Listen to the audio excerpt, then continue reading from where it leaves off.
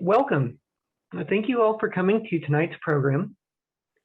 We would like to begin by acknowledging that we present this program from the traditional lands of the Coast Salish peoples, in particular the Tulalip, Snohomish, Stillaguamish, and Sauk-Suiattle tribes, who have stewarded this land for many generations.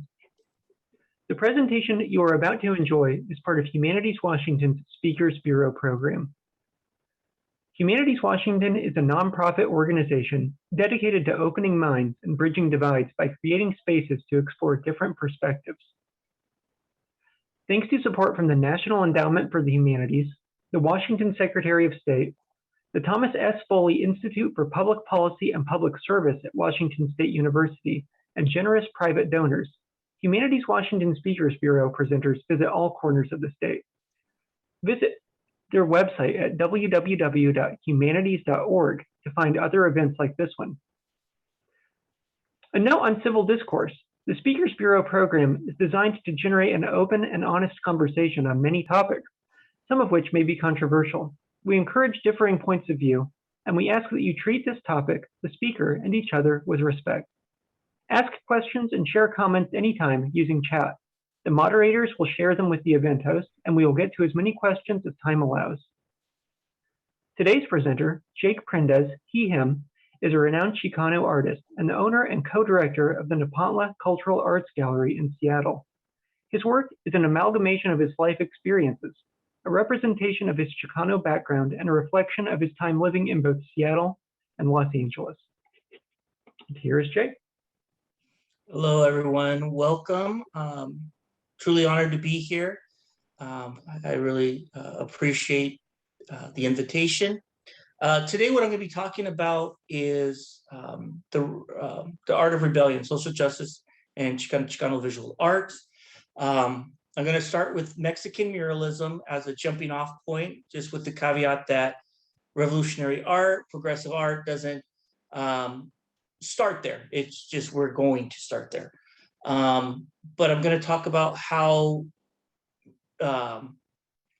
the Mexican muralists influenced social realist artists, so social realist artists influenced civil rights movement artists, and in turn, civil rights movement artists influenced contemporary art. And then I'm going to deconstruct my own artwork because one, it doesn't operate in a bubble. You know, I am influenced by those that came before me and my contemporaries. And how, you know, by deconstructing, you know, all the stuff we did talk about in the presentation, how it plays out into my own artwork. So with no further ado, we'll go ahead and get started, and I will share my screen. Sorry. Okay. So really quick, I'm going to whiffle through this because this can be a long conversation on identity and labels. But I'm going to be using different terms in this presentation. And you know, Mexican American obviously is someone in the United States of Mexican descent. Hispanic, a very umbrella term for people of South Central Latin America. Latino, Latina is basically the same thing. Both highlight kind of the European Spanish roots, and some people critique those terms because they do not include the indigenous, the African, the Middle Eastern, the other things that make us who we are. Chicano, Chicana was a term created to, through kind of self-determination, we created a term that encompassed, you know, Mexican Americans. It wasn't something like Hispanic that the United States created for us. It isn't something that Mexico labeled us. It was a term we created for ourselves. Chicanx and Latinx, basically the X represents the unknown gender-wise, right? So it's inclusive. It can be male, it can be female, or it can be someone that maybe is in question or doesn't feel that they prescribe to the binary norms. All right.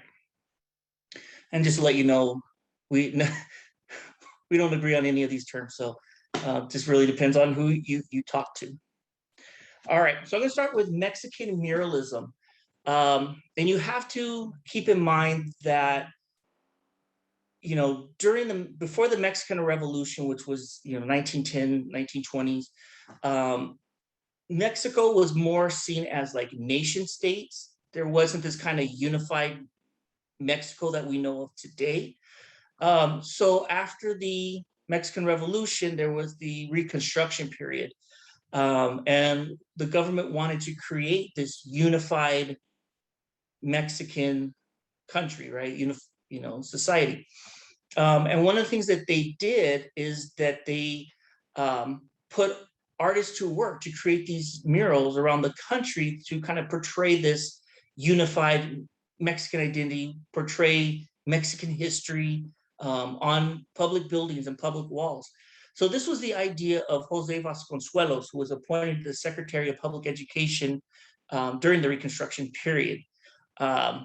Three of the main muralists, that also known as Los Tres Grandes, or the three big ones, would be Diego Rivera, Jose Clemente Orozco, and David Alfaro Siqueiros. So they started painting these murals all over the country, depicting our cultural history, right?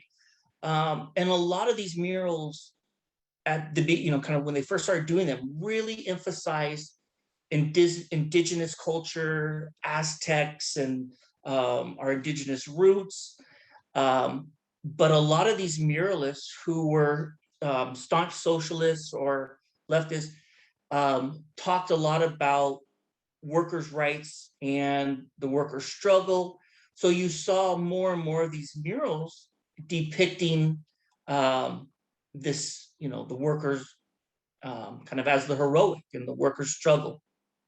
One of the things that these murals do is it shifts the way we look at art from art as a commodity, something you can, the kings can afford their portraits, to art for the people, right? You can't take this wall and put it in your home for personal consumption, like it's for the people.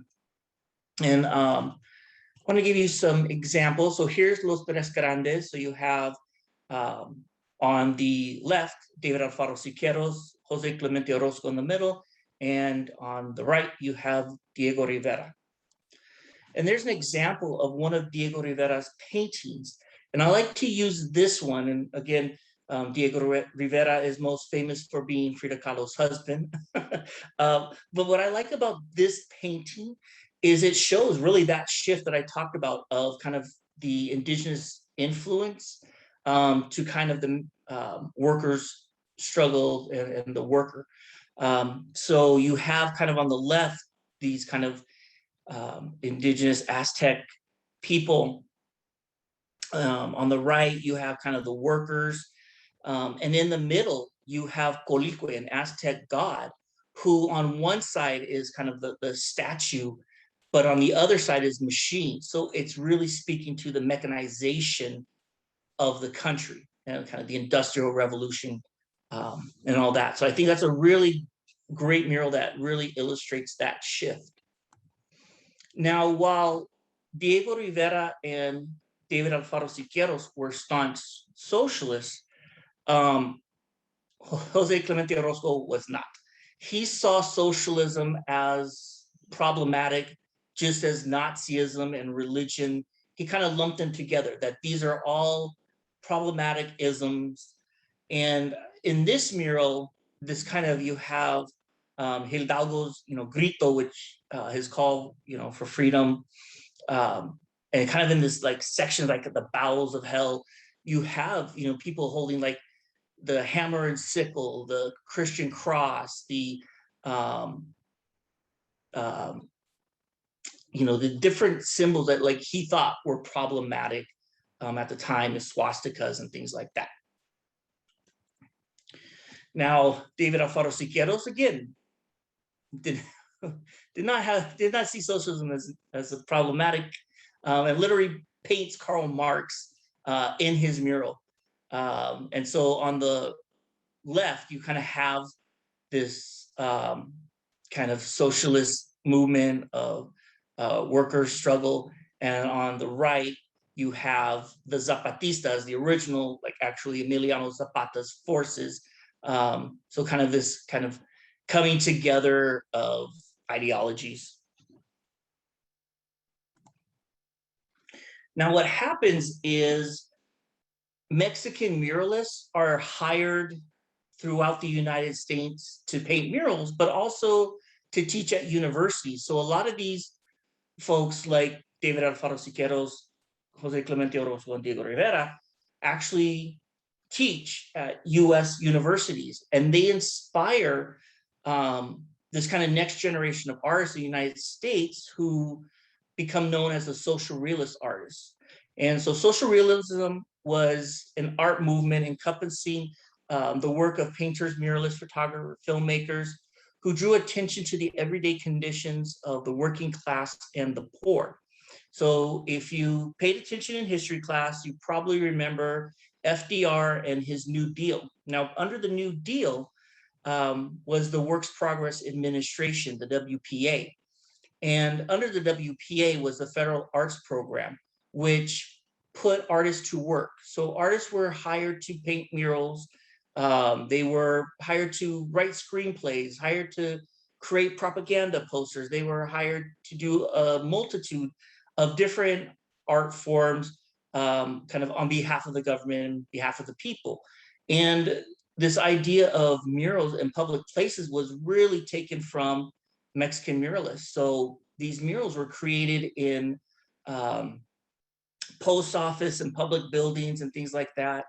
And I, since I studied this, every once in a while I'll kind of go into a post office that still has one of these murals to this day, and I'll geek out and like, oh my God, it's one of the socialist murals, and people are like, shut up and buy your stamps. I'm like, all right, whatever. So some of these exist, and here's some examples of some social realist era art. And so like again, it highlighted the worker as the heroic, and it was raw and authentic. It didn't shy away from poverty, but showed a lot of these folks in poverty with dignity. Yeah.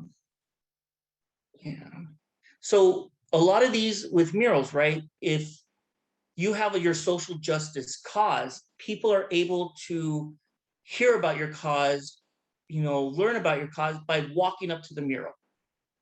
So it makes the art accessible to the people that basically can get to the mural, can see it in person.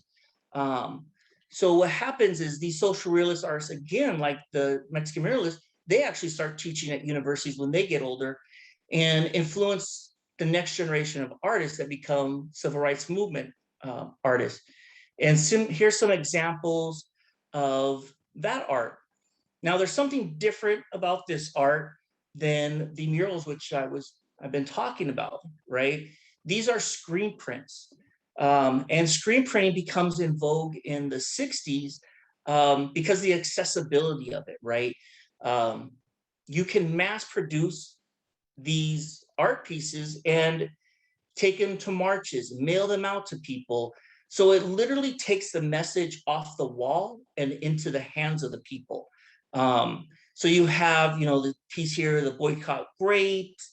You have the one in the middle by Emory Douglas, who was basically the official artist of the Black Panther Party.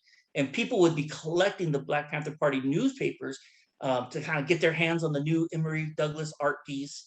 And then on the right, you have Yolanda Lopez's Who's the Illegal Alien Pilgrim, which Yolanda Lopez actually passed away last week.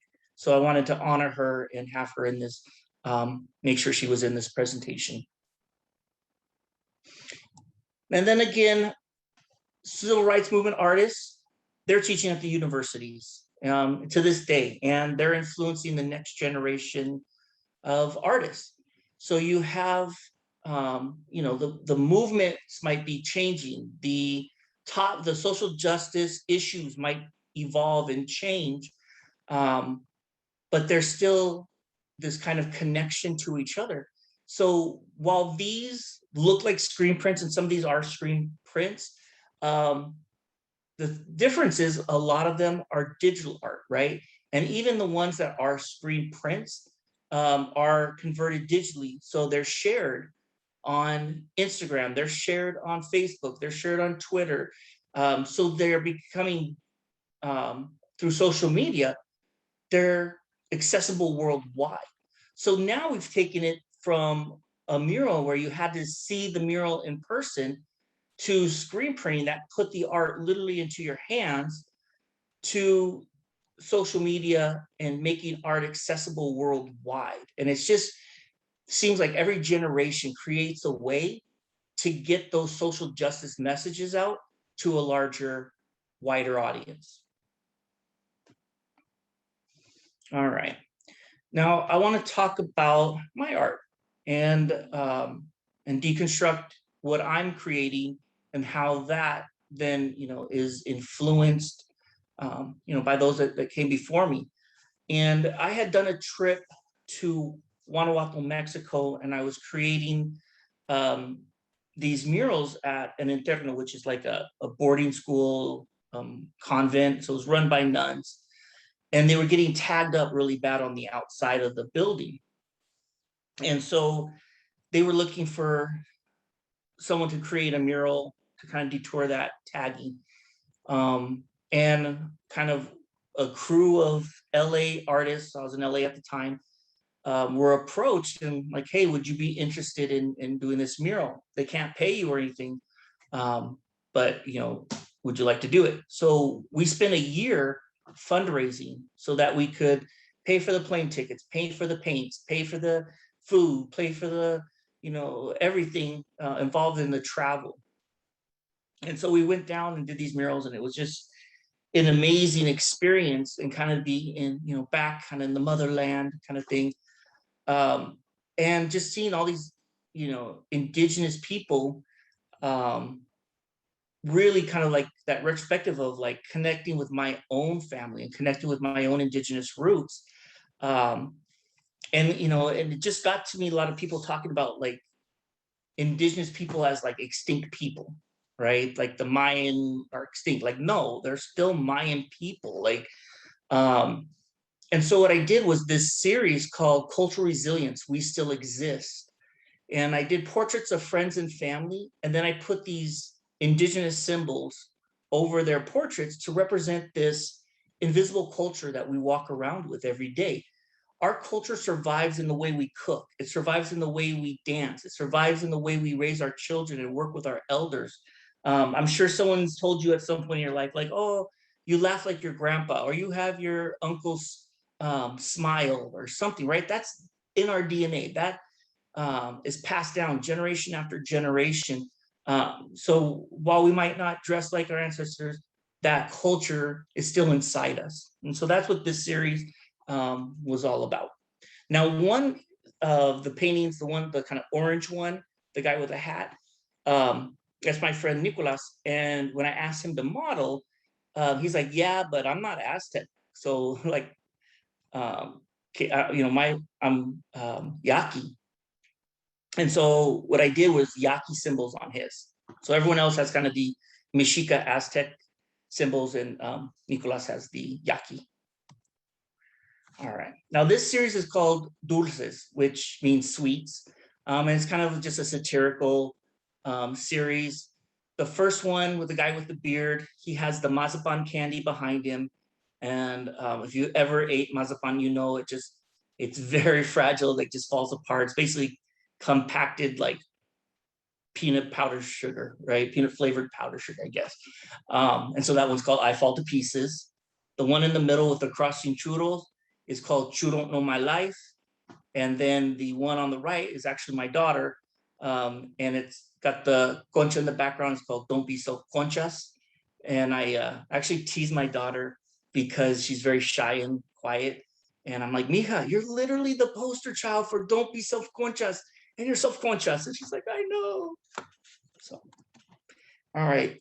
This series is entitled Mujeres Fuertes. And so it's basically they represent, each portrait represents kind of a different thing. So the one on the left, she represents love in all its forms. It's called Be Still My Beating Corazon. And she's holding the heart. And I tell people they can interpret that how they feel. If they're feeling great about love, she's offering her heart. If you are feeling crappy about love, she's ripped someone's heart out. So I leave that up to the viewer. The one in the middle, Life Goes On, she represents kind of the environment and Mother Earth. And the whole thing with the shoe and the nopal, the cactus, is kind of a nod to Wally and the, the boo with the little plant growing out. I thought, like, well, what's the most Chicano shoe out there?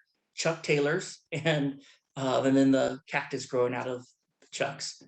And then the one on the right, she represents the arts. So I actually wanted to paint a amazing artist, portraying an artist. So the model is Emilia Cruz, who is an absolutely amazing artist.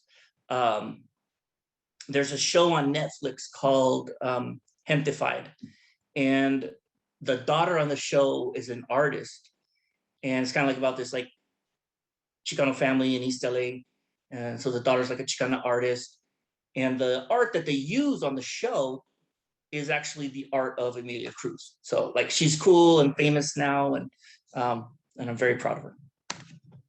All right, so I'm working on a series called Norman Rockwell and Post-Racial America. And what I'm doing is I'm taking these Norman Rockwell images and flipping them in this contemporary lens with POC folk as the subject. So I'm a huge fan of Norman Rockwell. He's witty, it's humorous, but it is kind of it's fluff. It's it's not real. He paints the kind of the happiest parts of life, right? He's not necessarily portraying the kind of the darkness.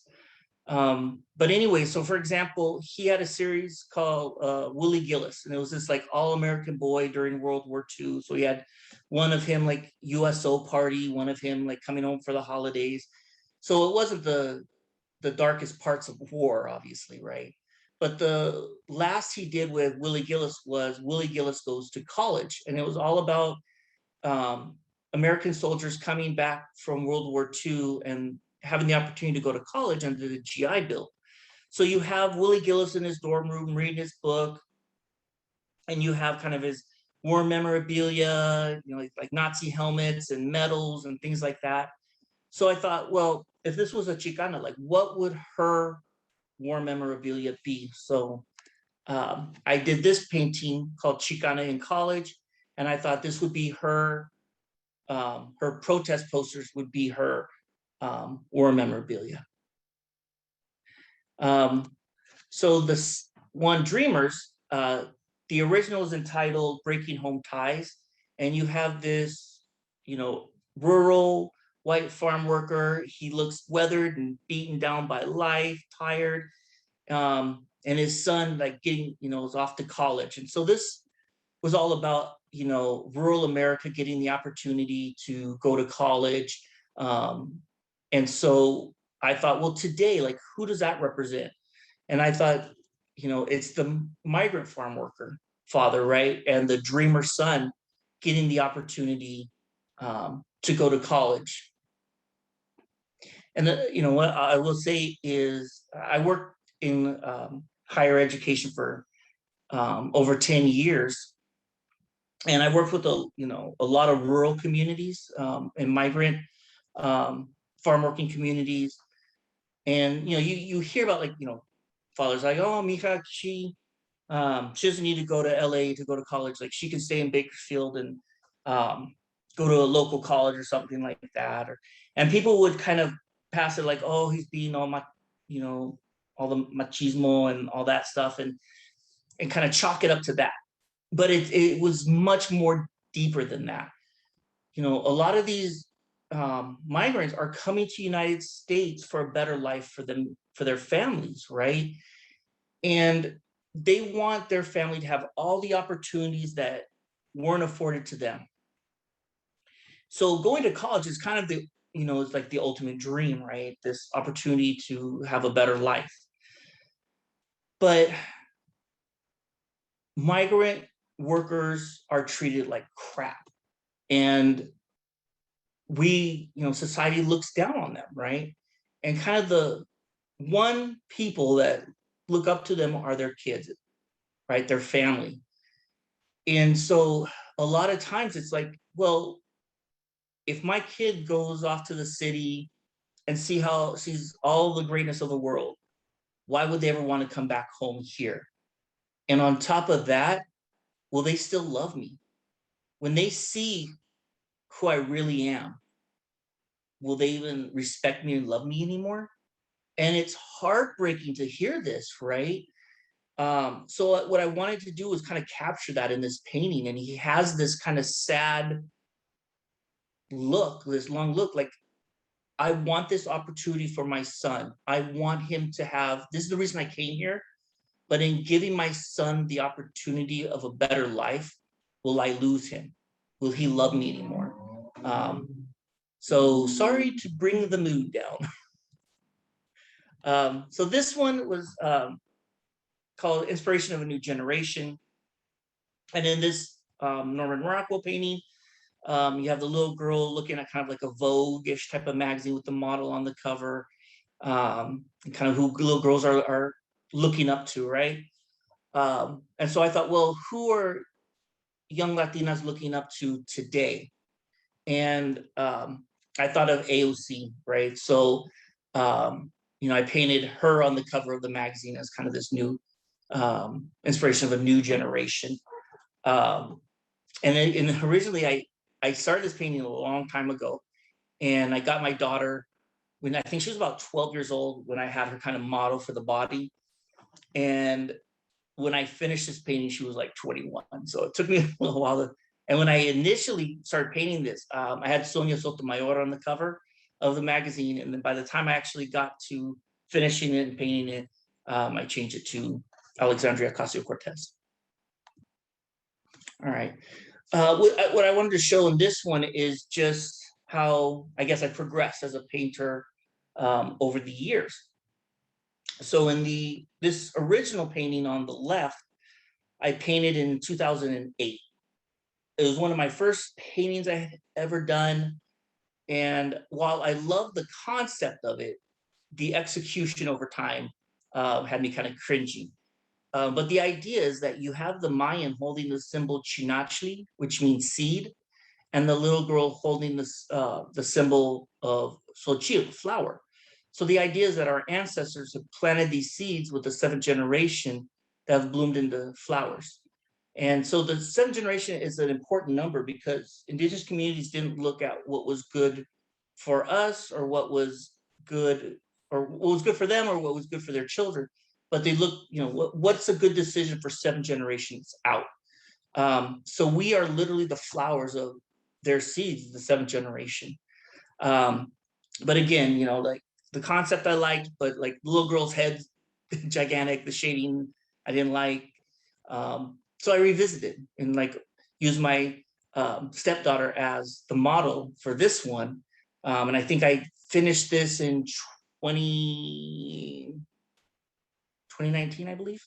And yeah, so I decided like kind of have it look like the Mayan was like kind of painted on the wall. And she's just kind of walking by. So it's a little more, thematic in that result. And she's actually holding a flower instead of just a symbol.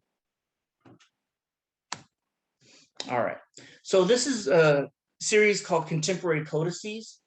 And these are actually digital images. So what I do is I hand draw them and then scan the kind of ink drawings and color them with Photoshop and just add that kind of textured background. But it started just, with the idea of like, if we were still creating the codices, kind of these like hieroglyphs, like Aztec hieroglyphs, and like our ancestors, like what would that look like today? So I tried to capture everyday community in that lens. So you have kind of the Black Lives Matter protesters, you have 2 students graduating, you have the ice cream man, I have one of a break dancer, I have one of a mariachi, I have one of a girl taking a selfie of herself. I have one of an artist, you know, one of a college student. So there's all these different in the series, but they're all things that you would see in your own community, but captured in the style of our ancestors. All right. Now, this is actually the last slide. And so this one, I just wanted to show you what kind of the progression of a painting looked like. So you have the sketch on the left, and then the next, you know, photo is kind of the undercoating. And usually that undercoating is when I'm like not feeling the painting, and I'm like, oh, it's not coming out how I want it, and I'm gonna throw it out the window. And but once you start putting in the shadows and the highlights, things start to pop better. They become more dimensional, more realistic looking. And then you have kind of the background painted in. And then the last step in this painting was the Aztec symbols, which I did with a paint pen, and was very scary for me because, you know, you've painted this painting that you're like, oh my God, I love it. Okay, good. Now I'm going to take this kind of permanent pen and paint and put these symbols over it. And if I screw up, I've screwed my painting. So it was a little nerve-wracking, but luckily none of them got ruined in this stage. Yeah. All right. Well, thank you very much. And I wanted to leave a lot of time for questions because I heard there were a lot of people in the audience today. And I'm hoping that you all have questions for me and we can get into this dialogue about art and where art is going and art for the people and all of that. You might have questions about just my art. That's fine. You know, you might have more questions about culture and, you know, the Latinx, you know, why we use that, or, you know, Chicano, you know, terms, or just culture. That's fine. But I encourage you to visit the Nepantla Cultural Arts Gallery. We're right on the border of White Center and West Seattle. And there's 3 parts to Nepantla. There's the gallery wall. So every month we have a new exhibition. Our current exhibition is Latinx in the Northwest. And we have 9 of the top Washington State Latinx artists. We have Alfredo Araguin, who's in the Smithsonian. Fulgencio Lazo, Cecilia Alvarez, Jose Rodriguez III, Rosie Saldana. We have Antonio Gonzalez, who unfortunately passed away a few weeks ago, and Danny DeSiga, who passed away about a year ago. And so we wanted to shine a light on their amazing work as well. Next month, we're doing our Big de los Muertos art exhibition. And then in November, we're having our Black in the Northwest show, which is going to highlight Black artists in the Black diaspora, so African-American, African, Afro-Latino, an encompassing exhibition. And then in December, we're doing a all art under 100. So they make great gifts for the holidays, right? And it's about making art accessible for the people.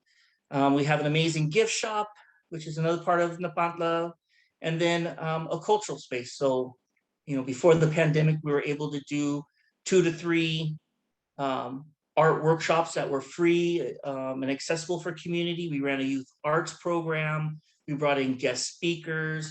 We had open mic nights. Right now, a lot of that is kind of via Zoom and online, but hopefully we get to a place where we can be together again. And we encourage you to visit us. And you can visit us again virtually through Instagram or our website, which is listed there. And I hope you add us to your friends list and things like that. So thank you so much. I really, really appreciate it. I'm going to stop sharing my screen, and hopefully we can have a great conversation. Thank you so much for that amazing presentation, Jake. We have some good questions here. Good. Robin asks, are there any socialist movement murals in Western Washington to visit? Oh, yes. Well, they're social realism art. So there was a mural painted by Pablo O'Higgins, who was originally Peter O'Higgins.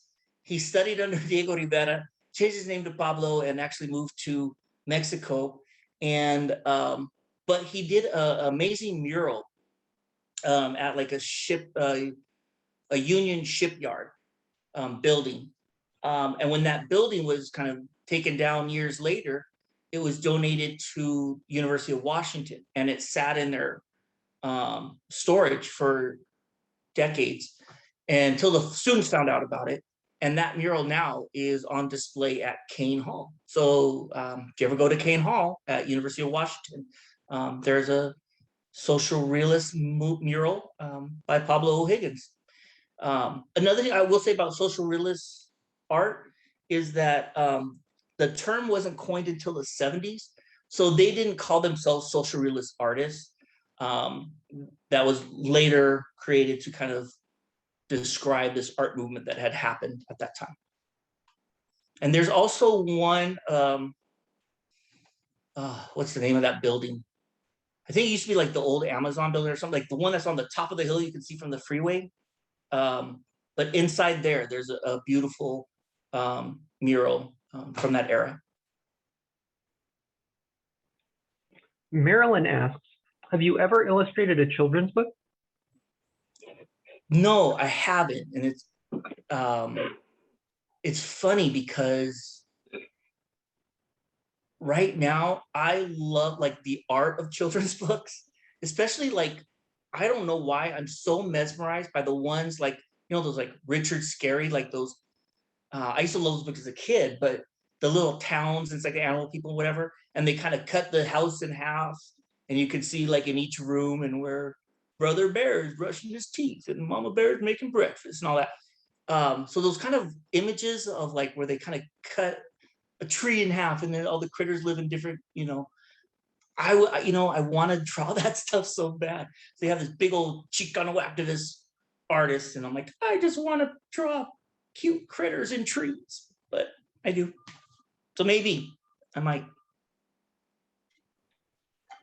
Linda asks, do you have anything to say about privileged white people who do art about inequality and oppression?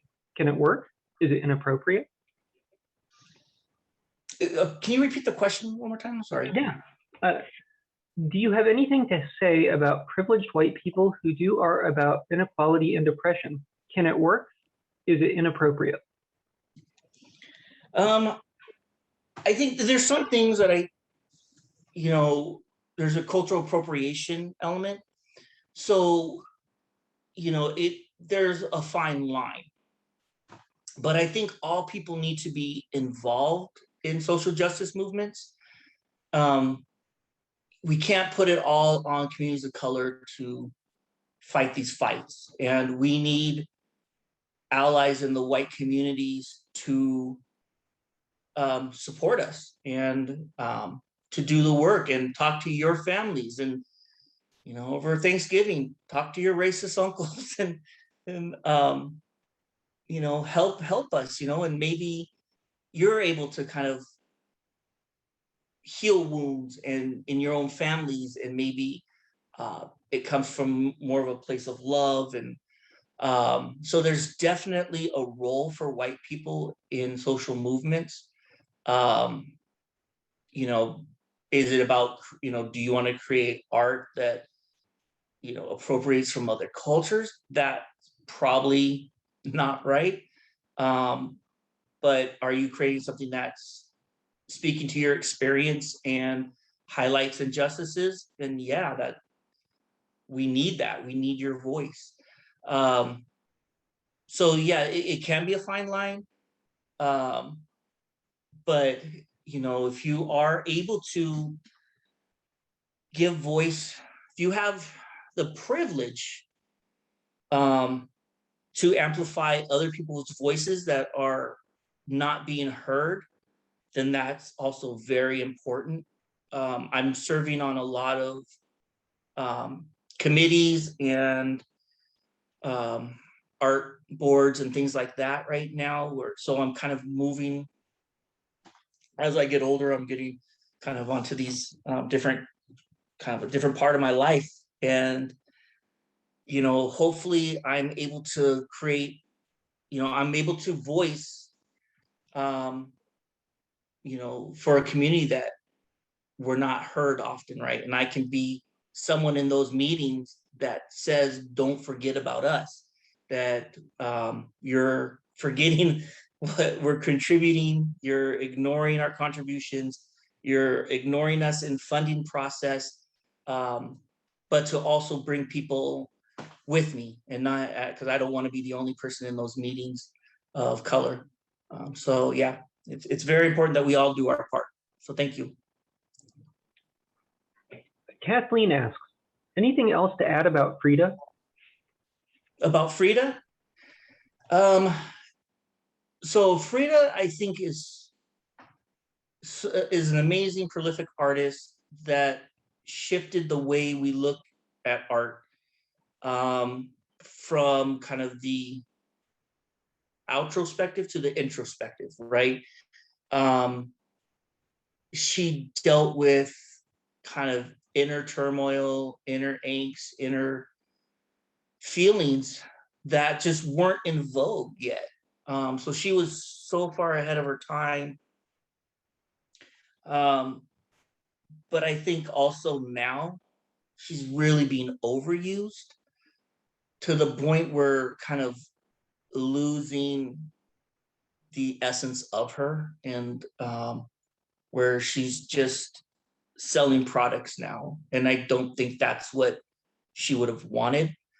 And then also people are just kind of, I think, because she's so used in, in art and things like that, and on t-shirts and products and everything like that, a lot of folks like, yeah, Chicano artists are kind of getting to the point where like, yeah, I've seen it before, I'm over it, but yeah, it goes to the point where there's a lot of people like that are amazing, prolific human beings that were way ahead of their time, and we've turned them into product placements, and it's a shame. Ellen wants to know, are there still schools teaching the mural technique in stucco and plaster, or whatever is used? You know what? It's funny. I'm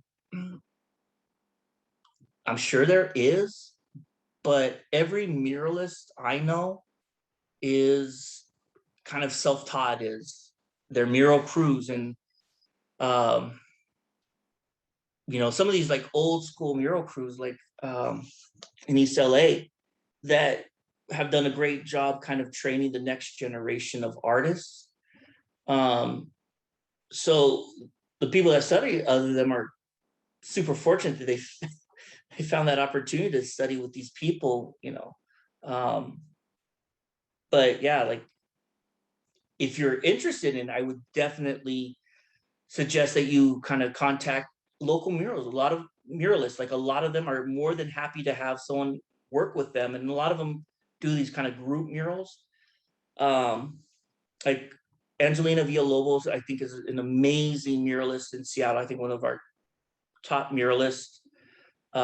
She did a mural at Napantla. She's done a bunch in kind of the White Center area. Some of them were like in collaboration with like youth programs. She's actually spoke to our youth program, and actually she just was part of our arts and lecture series. But like contacting someone like that and just be like, hey, I would love to learn about murals and help you out. Like, I think she would love that. I was actually going to start a mural project with the Latino Civic Alliance. And one of the things that I wanted to do, this is what we did in Guanajuato when we did our mural, was kind of a community mural. So the artists, we drew the mural onto these panels, and then we just flyered the city for like a week, like Te Invita, pintando un mural por el buen pastor. And it was crazy because I don't know if any of you have ever tried flyering at an event or something like that, and people like ignore you and treat you like a pariah. Well, these people took the flyers and they read them. They're like, "Ah, qué chido!" Like, wow, they actually took the flyer. That's cool. So, anyways, the day that we had set up the mural, we had the paints ready, we had, the tarp down, we were ready to go. And we just kind of had this like printed out color sheets of what the mural is supposed to look like. So it's kind of like paint by numbers. And we just had everyone in the community painting. We had, you know, old folks, college students, kids painting this mural, right? And then at the end of the day, you know, the artists, we just kind of painted over, people went outside the lines and just kind of cleaned it up a bit. And then that's what was mounted onto the building. And what it does is it creates ownership of the mural for the community, right? So it's, people won't tag it because they're like, no, I'm like, don't tag this. Like I was a part of this mural, right? Like, and it was an amazing experience. And so, you know, that's a great way to get community involved in art and creating art, is these kind of mural projects like that, that where you actually have the community painting the mural itself. Amy asks, what kind of response have you received regarding the Norman Rockwell paintings? I find them very powerful in our very white culture. Yeah, it's been really positive. You know, I guess I've been fortunate. I haven't heard any negative responses. The Alexandria Ocasio-Cortez, obviously, she's a controversial figure, and she actually shared it on her Instagram. So like, highlight of my life, right? But like I got like, I think like 600 likes on Instagram, and I thought I was like the coolest ever. And I'm like, yeah, I got 600 likes on a post, and she shared it in her stories, and then that post got like 6,000 likes. I'm like, okay, wait, she is way more popular than I am. But then I also got a lot of people that then clicked on mine, and then, you know, like, how dare you support a socialist, and you know, and oh, you know, this and that. And it was like the only kind of negative response, you know, I got to the series, and it was more about the character versus the idea. But you know, to be honest, like the Norman Rockwell series is kind of coming out of a place of love, because I do love Norman Rockwell. But I think he's kind of been hijacked by, I think, people on the right as kind of this America they want back. That if Norman Rockwell was alive today, he would like, no, this isn't real. Like this is fake. So there never was this America. So you know, it does come from a place of love and not like, you know, bashing on Norman Rockwell. Leah says, I'd love to teach Mexican realism and social realism to middle schoolers. Do you have a list of artists you'd recommend besides the classics, perhaps currently living artists as examples? Yeah, huge list. There, you know, I think one of the things that I really pushing, and since I moved back to Seattle, is to acknowledge the amazing Latinx, Chicanx artists in the state of Washington. Someone like Alfredo Araguin, who's in his mid 80s now, has never got the recognition he deserved in this state. And he's in the Smithsonian, like he's in museums around the world. And, you know, Seattle Art Museum had never featured him, which it's in the works. And actually I'm working with them right now, and it looks like they are gonna include one of his paintings in the evaluation of their American collection. So that's a win.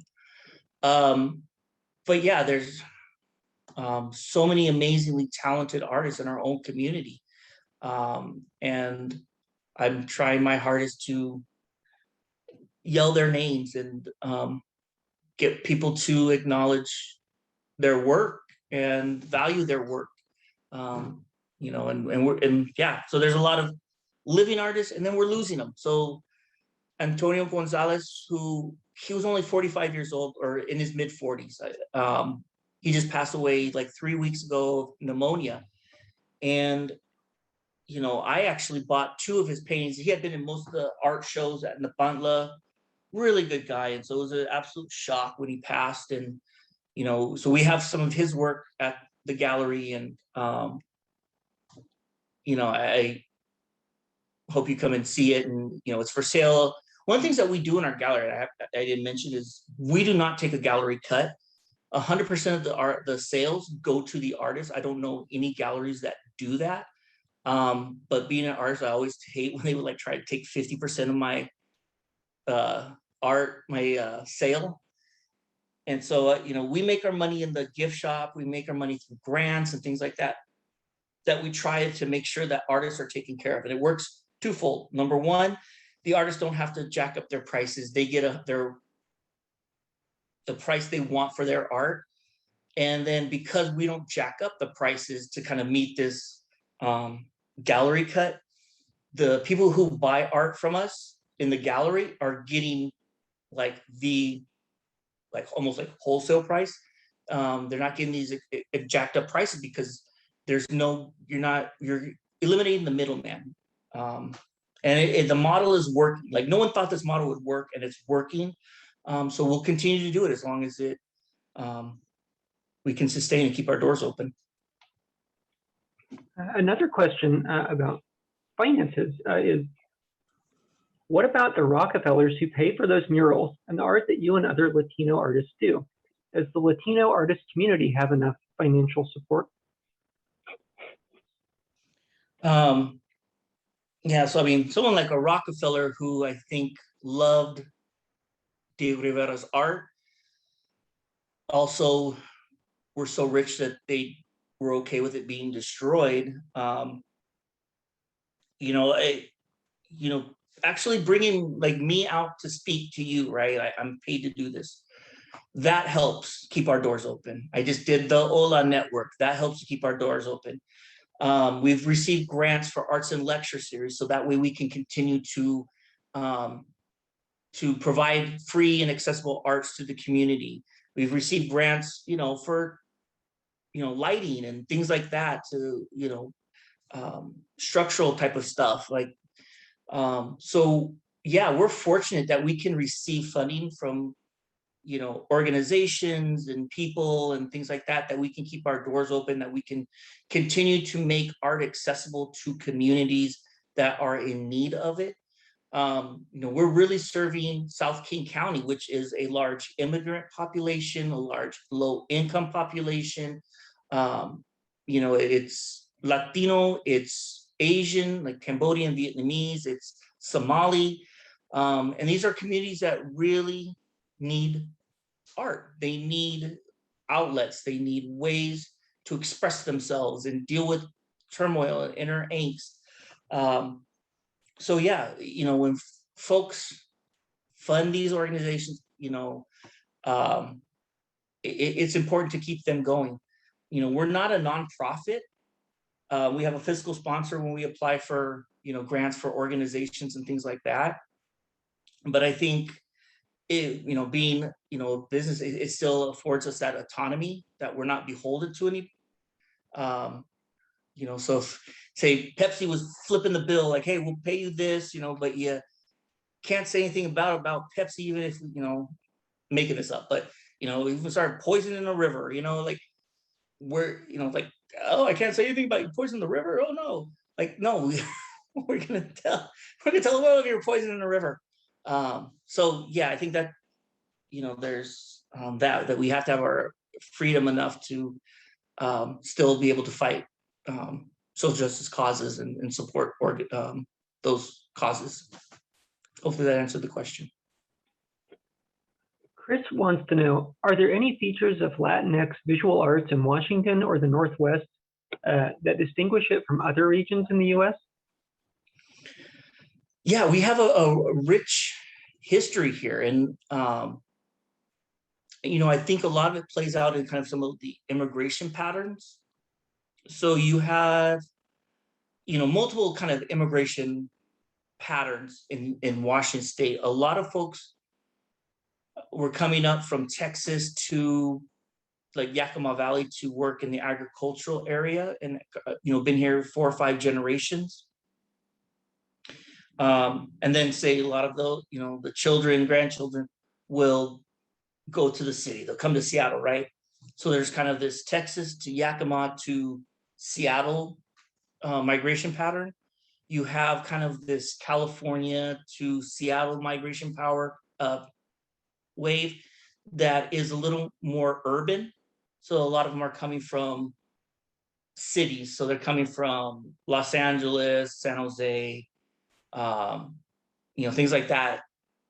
So, and then you have kind of Latin America waves, so Colombian, Peruvian, Salvadorian, that have, a lot of them are coming as workers in the tech field, more of the recent arrivals. And then you have those like Chilean and Salvadorian that are kind of came asylum seekers. So you have all these different, patterns, and it plays out in the art, right? For example, there's a great paint, actually we have it at the gallery right now, by Daniel De Siga, who did the mural at El Centro, the big mural like on the office when you walk in. And he has this one of a Mexican in a military kind of uniform working the fields. And it was all about kind of these soldiers coming back from Vietnam and having to go back right into the fields and working. And I think it's a very powerful piece, but it speaks to Washington State, of the agricultural workers here and their story.